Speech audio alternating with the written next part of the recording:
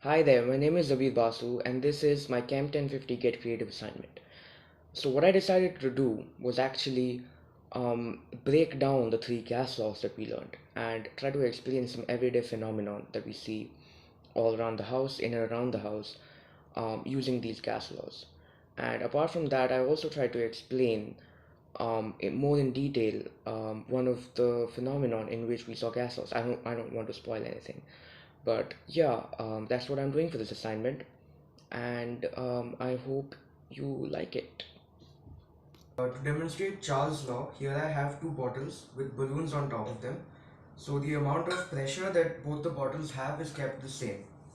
And here I have some hot water and I have some cold water in this. So I'm going to pour the hot water into one of these jugs and the cold water into the other. And what will happen is this balloon's volume will change, and that is because of Charles' law. So let's see how the volume changes. I'm pouring in the hot water into the first jug now.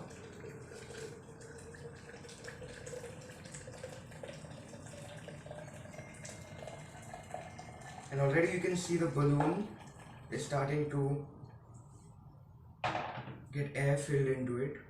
And into the other one, I'm pouring in some cold water with ice cubes in it. And as you can see, there's no change in the balloon. So the one which had hot water poured next to it increased in volume, and the one which had cold water poured into it decreased in volume or did not show any change actually. So let's see how we can verify Charles' law using this. Okay, so now we're taking a look at how exactly can we explain what we just saw. We're doing that using the Charles law. It was named after the French chemist Jacques Charles, who said that the temperature of a gas is always directly proportional to its volume. Now I say always, but remember there's a condition. It says that the pressure must be kept constant.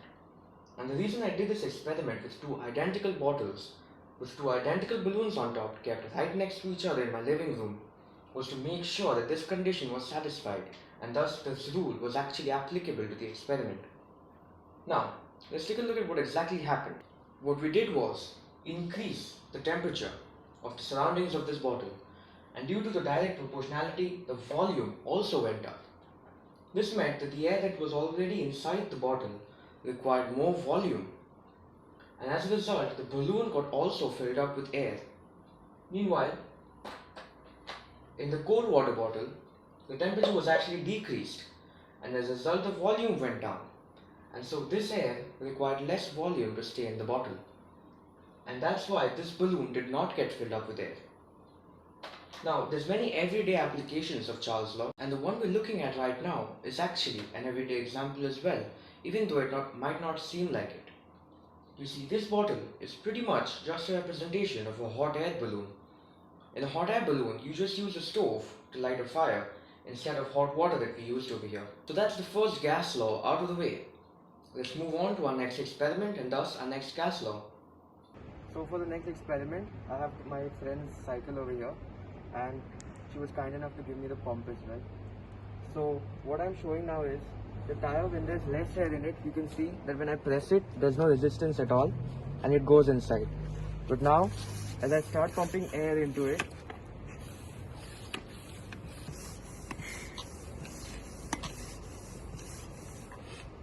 okay, so already you can see now when there's more air inside, it doesn't go inside as easily.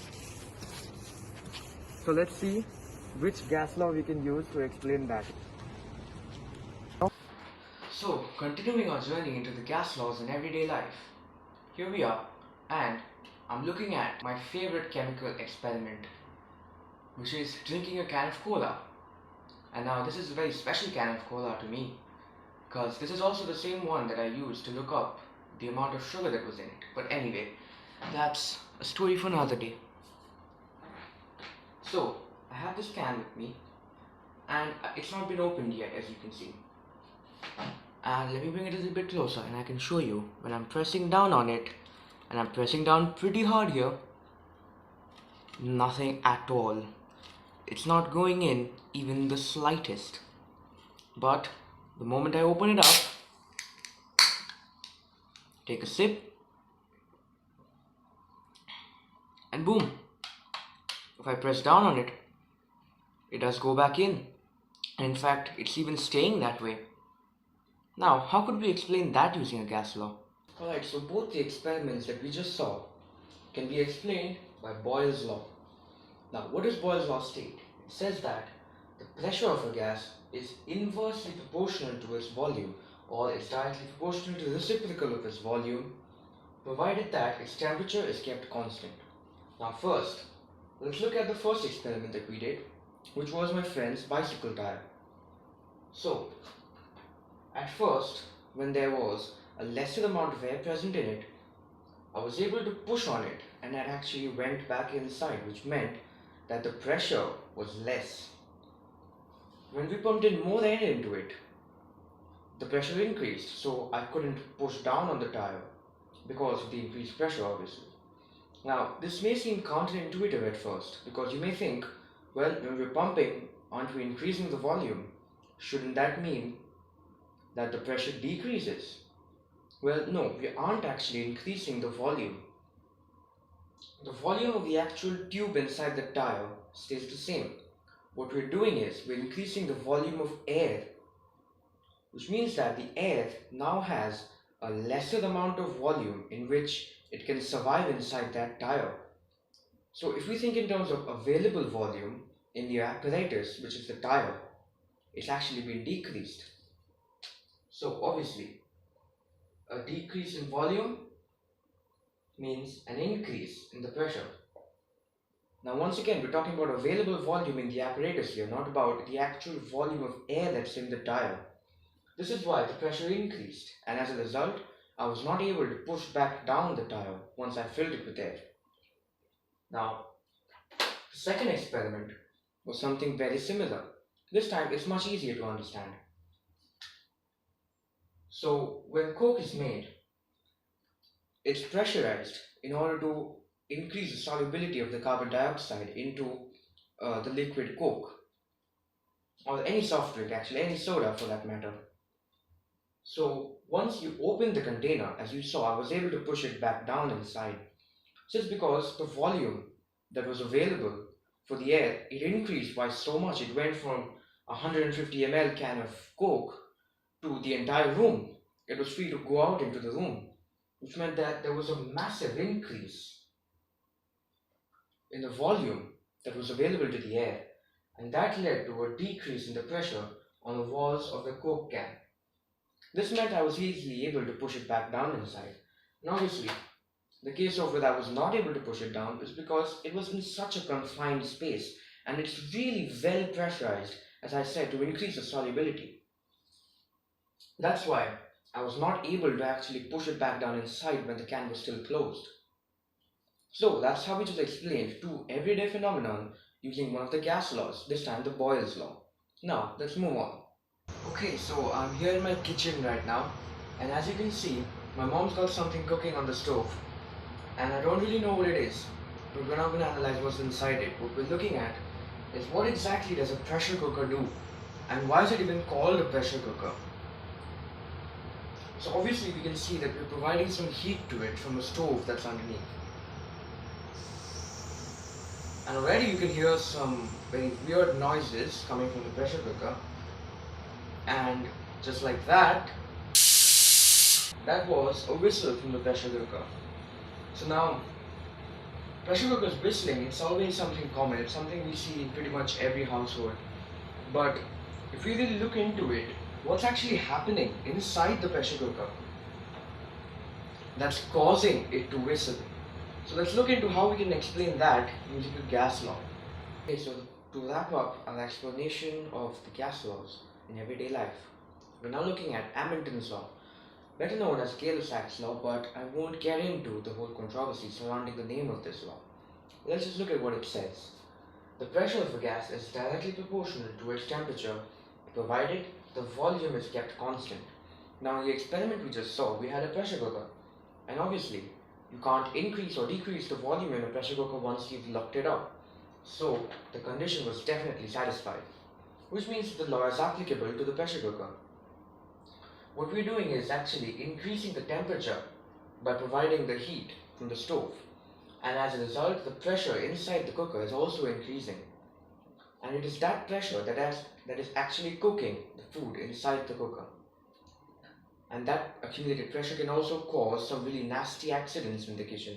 And that is why the valve on top is provided so as to let go of some of that pressure to allow the cooker to continue to operate at its critical pressure.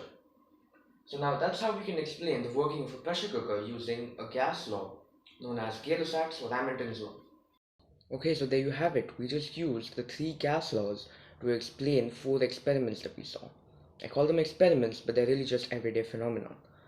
Now, there is something more that I would like to talk about, and that is the colligative properties. Colligative properties are properties of a solution that do not depend on the identity of the solute or the solvent in the solution, but they only depend upon the ratio or the concentration of the solute in the solvent. So we actually saw two colligative properties when we were looking at the everyday phenomenon to explain the gas laws. The first one was solubility. So I mentioned that Coca-Cola cans are highly pressurized in order to increase the solubility of carbon dioxide in them. And that is actually a manifestation of Henry's law. Henry's law states that the higher the pressure, the higher is the solubility of the solvent, of the solute, excuse me, in the solvent. So that's one colligative property that we already saw. And apart from that, in a pressure cooker, we actually see the other colligative property, which is boiling point.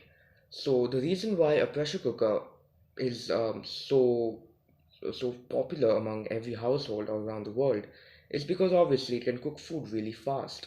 And the reason for that is because of the increased pressure.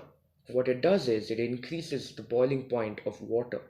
So the water inside it does not actually boil at 100 degrees Celsius. It might boil at around maybe 105, 106, 107, maybe even 110 degrees Celsius. And so as a result, obviously, you're able to get more heat into the food. And what that allows is for faster cooking. And we use this colligative property of pressure being directly proportional to the boiling point in order to get faster cooking from a pressure cooker. So yeah, that was what I wanted to say about colligative properties, since I didn't realize it at first, but we came across two of them, which is a lot for four experiments. But yes, that is colligative properties, that is Henry's law, and that was my Chem 1050 Get Creative assignment. I hope you enjoyed.